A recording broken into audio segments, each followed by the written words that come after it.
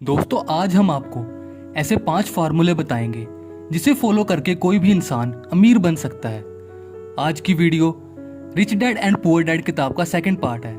इसके पहले पार्ट में हमने अमीर और गरीब में क्या डिफरेंस है ये बताया था, जिसे जानना बहुत जरूरी है। अगर आपने वो वीडियो नहीं देखी तो डिस्क्रिप्शन बॉक्स में उस वीडियो का लिंक दिया गया है। हेलो दोस्तों, हमारे चैनल इंसेंटिव डिजायर पर आप सबका स्वागत है। अगर आप इस चैनल पर नए हैं तो लाल बटन को दबाकर चैनल सब्सक्राइब जरूर करें। फॉर्मूला नंबर 1, पैसों की नॉलेज को सीखना। हम कोई भी काम बिना सीखे नहीं कर सकते। किताब के राइटर रॉबर्ट बताते हैं कि अमीर बनने के लिए आप में फाइनेंशियल आईक्यू यानी पैसों की समझ होनी चाहिए। पैसों की नॉलेज से मेरा मतलब कि आपके पास पैसे कहां से आते हैं, कैसे आप उसे खर्च करते हैं, आपके पास जो पैसा है उससे आपको कितना प्रॉफिट मिल रहा है। दूसरे शब्दों में कहूं तो पैसों का इस्तेमाल कैसे करना है।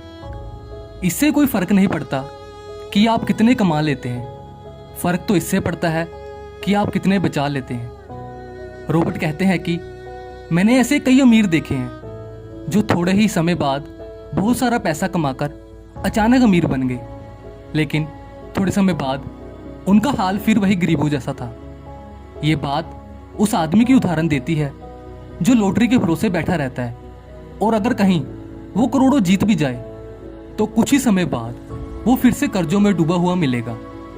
लेकिन जरा सोचिए, ऐसा हुआ इसलिए क्योंकि उसे पैसों की नॉलेज नहीं थी, ना ही उसे पैसों से काम लेना आया। ज्यादातर लोगों के साथ अक्सर ऐसा ही होता है, वे केवल ज्यादा पैसे कमाने पर ध्यान देते हैं, ना कि सीखने पर। रॉबर्ट के रिच डैड हमेशा कहते थे कि पैसों पर से अपना ध्यान हटाओ और उसके बारे में सीखने पर ध्यान लगाओ। अपना दिमाग हमेशा खुला रखो। एक भिखारी चाहता है कि उसे 1 मिनट में पैसा मिल जाए, एक मजदूर चाहता है कि उसे 1 दिन में मिल जाए, एक नौकरी करने वाला इंसान चाहता है कि उसे 1 महीने में अपनी सैलरी मिल जाए। लेकिन जिन्हें पैसों की समझ है वे सिर्फ अपने काम पर ध्यान देते हैं, और कुछ ही सालों में वे इतना कमा लेते हैं कि उनकी पुश्ते तक बैठकर खाती है। ज्यादातर लोगों का अमीर लोगों से यही सवाल रहता है कि आप अमीर कैसे बने। रॉबर्ट कहते हैं, दूसरी तरफ जब लोगों को यह बताया गया कि पैसों की समझ ही उन्हें अमीर बनाती है, तो ज्यादातर लोग इसे सीखने का कष्ट उठाने के लिए तैयार ही नहीं थे। वे अभी भी अपने उसी फार्मूले पर थे, करड़ी मेहनत करना और रिस्क मत लेना। फॉर्मूला नंबर 2, अपने काम से काम रखना। सभी लोग स्कूल जाते हैं, किसी कला में माहिर होकर वे नौकरी ढूंढ लेते हैं और फिर सारी उम्र किसी और के लिए काम करते रहते हैं। वे अपने हुनर की मदद से अपने बॉस को अमीर बनाने में लगे रहते हैं। लोगों का अपना कोई काम या बिजनेस होता ही नहीं। काम दोस्तों 2 प्रकार के होते हैं, एक प्रोफेशन, दूसरा बिजनेस। रॉबर्ट कहते हैं कि जब मैंने एक आदमी से पूछा कि आपका क्या बिजनेस है, तो उसने कहा कि वो बैंक में मैनेजर है। तो रॉबर्ट ने कहा कि क्या आप बैंक के मालिक हैं? आदमी ने कहा, नहीं, मैं तो वहां काम करता हूं। यानी ज्यादातर लोगों को अपने प्रोफेशन और अपने बिजनेस में फर्क ही नहीं पता। एक बार मैकडोनल्ड कंपनी के मालिक क्रोक को टेक्सास यूनिवर्सिटी में लेक्चर देने के लिए कहा गया। लेक्चर खत्म होने के बाद क्रोक ने बच्चों से पूछा कि क्या कोई बता सकता है मेरा बिजनेस क्या है। ज्यादातर बच्चे इस बात को सुनकर हंसने लगे। किसी एक बच्चे ने उठकर कहा कि सर, कौन नहीं जानता होगा कि आप हैमबर्गर बेचते हैं और आपका बिजनेस हैमबर्गर बेचना है। यह बात सुनकर क्रोक हल्का सा मुस्कुराए और बोले, नहीं, मेरा बिजनेस हैमबर्गर बेचना नहीं, असल में मेरा बिजनेस रियल एस्टेट्स है। क्रोक ने कहा कि वे फ्रेंचाइजी बेचकर दुनिया भर में जगहों के मालिक बन रहे थे। कहने का मतलब दोस्तों ये है कि ज्यादातर लोगों को इन दोनों चीजों में फर्क मालूम ही नहीं होता। जो समय और जो नॉलेज उन्हें खुद के लिए यूज करनी होती है, वे सब कुछ वे किसी और के लिए यूज करने में लगे रहते हैं। इसलिए ये किताब आपको समझाती है कि अपने काम से काम रखो। फॉर्मूला नंबर 3, पैसों से पैसा कमाना। यह फार्मूला पूरी किताब का निचोड़ है। किसी आदमी से पूछा जाए कि वो किसके लिए काम करता है, तो उसका जवाब होगा कि वो पैसों के लिए काम करता है। और ये बात सच भी है। मोस्टली लोग पैसों के लिए ही तो काम करते हैं। लेकिन रॉबर्ट के रिच डैड ने कहा कि पैसों के लिए काम मत करो, बल्कि पैसों से काम करवाओ। ये बात सुनने में कितनी अजीब सी लगती है कि आखिर पैसा हमारे लिए काम कैसे कर सकता है। पैसों से काम करवाने के लिए आपको दो चीज़ों की नॉलेज होनी चाहिए, एक आपकी इनकम स्टेटमेंट और दूसरी आपकी बैलेंस शीट। इनकम स्टेट में आपकी इनकम और आपके खर्चे आते हैं और बैलेंस शीट में एसेट्स और लाइबिलिटीज।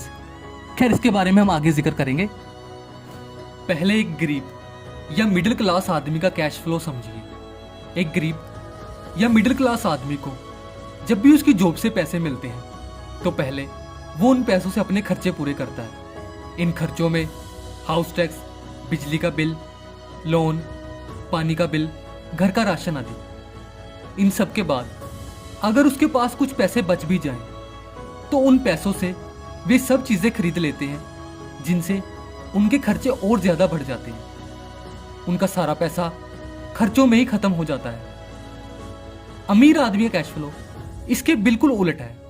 एक अमीर आदमी को जब भी उसके प्रोफेशन से पैसे मिलते हैं तो वे उन्हें पहले खर्च नहीं करते, बल्कि पहले उन्हें इन्वेस्ट करते हैं। अब जिन चीज़ों में वे इन्वेस्ट करते हैं वे चीज़ें उन्हें और ज़्यादा पैसे कमा कर देती हैं। इस तरह से जो पैसे उन्होंने इन्वेस्ट किए होते हैं वे वापस आ गए और ज़्यादा पैसों के साथ। अब अमीर लोग वापस से वो पैसे फिर से इन्वेस्ट कर देते हैं और जो प्रॉफिट हुआ उससे वे अपने खर्चे पूरे करते हैं। इस तरह से उनका खर्चा भी निकल जाता है और उनके पैसा नया पैसा भी बना रहा होता है। गरीब और अमीर आदमी कैश फ्लो में यही डिफरेंस है। जब आप पैसों को इन्वेस्ट करते हो तो वहां आपका पैसा आपके लिए काम कर रहा होता है। वहां आपको पैसों के लिए काम करने की जरूरत नहीं होती। आपका पैसा आपके लिए बिना थके 24 घंटे काम कर सकता है। ज्यादातर लोग अब यही कहेंगे कि उनके पास तो पैसे बचते ही नहीं इन्वेस्ट करने के लिए। तो देखो दोस्तों, इन्वेस्टमेंट के लिए पैसों की जरूरत तो है, लेकिन उससे कहीं ज्यादा पैसों की समझ की जरूरत है। ज्यादातर लोग पहले खर्चे पूरे करते हैं और फिर यदि कहीं उनके पास अगर कुछ पैसा बच जाए तो उनसे वे सब चीजें खरीदते हैं जिनसे उन्हें और मनी लॉस होता है। इसकी जगह अगर वे पहले इन्वेस्ट करना शुरू कर दे तो उन्हें प्रॉफिट होना शुरू हो जाएगा और उसके बाद वे खर्चे पूरे कर सकते हैं। अगर वे पैसे इन्वेस्ट करना शुरू कर दें तो उन्हें किसी एक काम पर डिपेंड नहीं रहना पड़ेगा। ज्यादातर लोग सिर्फ एक ही काम पर डिपेंड रहते हैं और अगर कहीं वो काम बंद हो जाए तो वे पैसों की तंगी से बौखला जाते हैं। अमीर लोग अपने पैसों को कई जगह पर इन्वेस्ट करते रहते हैं जिससे उनके पास पैसे आने के कई साधन बन जाते हैं। इनमें से अगर एक साधन बंद भी हो जाए तो उन्हें ज्यादा फर्क नहीं पड़ता। जिस आदमी को पैसों से काम करवाना आ गया वो समझो अमीर हो गया। आप इन्वेस्टमेंट कई तरीकों से कर सकते हो, जैसे म्यूचुअल फंड, शेयर्स खरीदकर, रियल एस्टेट्स, बॉन्ड्स आदि में। Formula number 4, assets versus liabilities. Mostly लोगों को एसेट्स और लाइबिलिटी में फर्क मालूम ही नहीं होता। एसेट्स का मतलब होता है संपत्ति या वे चीजें जिन पर अगर आप पैसा खर्च करते हो तो वे हर महीने आपकी जेब में पैसे भरें, जबकि लाइबिलिटी का मतलब कर्जा या वे चीजें जिनके कारण आपकी जेब से हर महीने पैसे जा रहे हो। अपने कैश फ्लो को सही तरीके से मैनेज करने के लिए आपको इन दोनों में फर्क मालूम होना चाहिए। उदाहरण, अगर आप एक नया घर खरीदते हो और अगर उसे खुद अपने लिए इस्तेमाल करते हो तो वो आपके लिए एक लाइबिलिटी है, क्योंकि एक नया घर यानी एक नया खर्चा, उस पर भी टैक्स, बिजली का बिल, अगर आपने घर लोन पर लिया है तो लोन की किश्तें भी। इन सभी कारणों की वजह से पैसा आपकी जेब से जा रहा है। इसकी जगह अगर आप वो घर खरीद कर उसे किराए पर देते हो तो इससे आपको काफ़ी बेनिफिट है। पहला तो ये कि आपको सभी प्रकार के टैक्स से छुटकारा मिल जाएगा। दूसरा, आपको हर महीने किराया आपकी जेब में आएगा। एक नॉर्मल इंसान के लिए उसका घर ही उसका सबसे बड़ा एसेट्स है या कह लो संपत्ति, और वो उस पर खर्च करना भी पसंद करता है। लेकिन रॉबर्ट कहते हैं कि घर आपकी संपत्ति नहीं बल्कि एक लाइबिलिटी है। जितना बड़ा घर उतने बड़े खर्चे। इसकी जगह अगर आप कोई शेयर्स खरीदते हो या कोई बॉन्ड्स या ऐसी जगह पैसे इन्वेस्ट करते हो जहां आपको काम करने की जरूरत ना हो, तो वे सब आपके एसेट्स यानी संपत्ति के कॉलम में गिने जाएंगे, क्योंकि वे आपको प्रॉफिट दे रहे हैं ना कि लॉस। तभी गरीब आदमी दिखावा ज्यादा करते हैं और अमीर आदमी कम, क्योंकि अमीर लोगों को यह पता होता है कि जो वे खरीद रहे हैं वे एसेट्स हैं या लाइबिलिटी। नॉर्मल इंसान का एक ही काम है, जी तोड़ के मेहनत करो, पैसे आ गए तो पहले घर के खर्चे पूरे करो और फिर थोड़ा बहुत कर्जा लेकर शौक की कोई चीज खरीद लो, कोई कार, कोई बाइक या घर की कोई चीज, और फिर कर्जों में डूबे रहना। अब ऐसी बात नहीं है कि अमीर लोग अपने शौक पूरे नहीं करते, बल्कि वे तो अपने शौक पूरी शिद्दत से पूरा करते हैं। वे पैसा आने पर सबसे पहले इन्वेस्ट करते हैं। इन्वेस्टमेंट से जो प्रॉफिट होता है उससे वे अपने खर्चे और शौक पूरे करते हैं। आई होप कि आपको एसेट्स और लायबिलिटी में फर्क मालूम हो गया होगा। फॉर्मूला नंबर 5, रिस्क लेना। अमीर बनने के लिए आपका रिस्क लेना जरूरी है। नॉर्मल इंसान चूहा दौड़ जैसी रेस में फंसा रहता है। उसे यही सीखने को मिलता है कि ज्यादा मेहनत करो, सुरक्षित नौकरी ढूंढो, रिस्क कभी ना लो। रॉबर्ट के रिचर्ड हमेशा कहते थे कि रिस्क लेना बहुत जरूरी है। बिना रिस्क लिए आप कुछ भी हासिल नहीं कर सकते। रिचर्ड कहते थे कि उन्हें रिस्क लेना बहुत अच्छा लगता है, इससे वे और ज्यादा बेहतर बनते हैं। रिस्क ना लेकर एक जगह पर खड़े रहने से अच्छा है कि रिस्क लेकर आगे बढ़ना।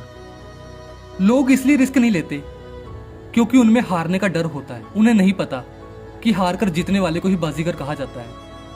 हार का डर जीतने का सबसे बड़ा दुश्मन है।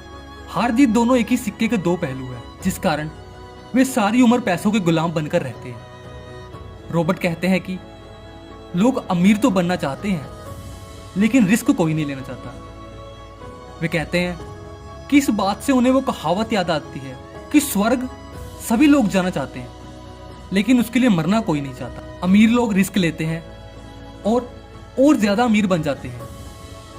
इसलिए रिस्क लीजिए, रिस्क लेने से ना डरें। दोस्तों, ये 5 वे फार्मूले थे जिन्हें फॉलो करके कोई भी अमीर बन सकता है। उम्मीद है आपको वीडियो अच्छी लगी होगी। अगर आप इस प्रभावशाली किताब को पढ़ना चाहते हो तो हमारे डिस्क्रिप्शन बॉक्स में इसको बाय करने का लिंक दिया गया है। आप वहां पर जाकर इसे बाय कर सकते हो।